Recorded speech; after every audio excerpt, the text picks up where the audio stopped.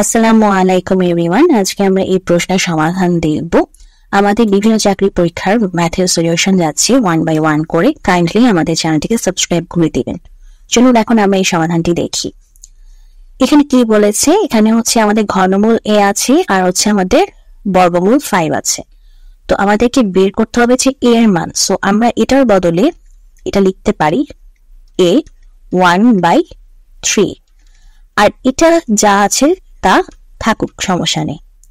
আচ্ছা, সো এখন আমাদের যেহেতু এ খালি করা লাগবে, আমরা যদি এটাকে খালি করতে যাই, এখানে যেটা 1/3 হয়ে আছে মানে ভাগ আকারে আছে, সেটা অবশ্যই এখানে গিয়ে গুণ আকারে হয়ে যাবে। তার মানে এটা 3 হয়ে যাবে, এটা 3 হয়ে যাবে।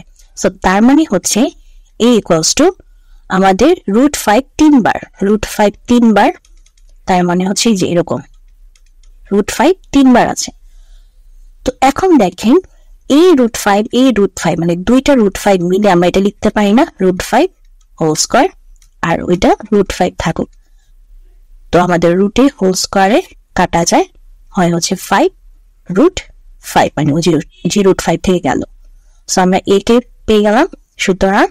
সুতরাং a ইকুয়ালস টু 5√5। এটাই হচ্ছে আমাদের অ্যান্সার। সো আজকের সমাধানটা যদি ভালো লাগে অবশ্যই ভিডিওতে লাইক দিবেন, চ্যানেলটিকে সাবস্ক্রাইব করবেন। আজ এখানে বিদায় নিচ্ছি।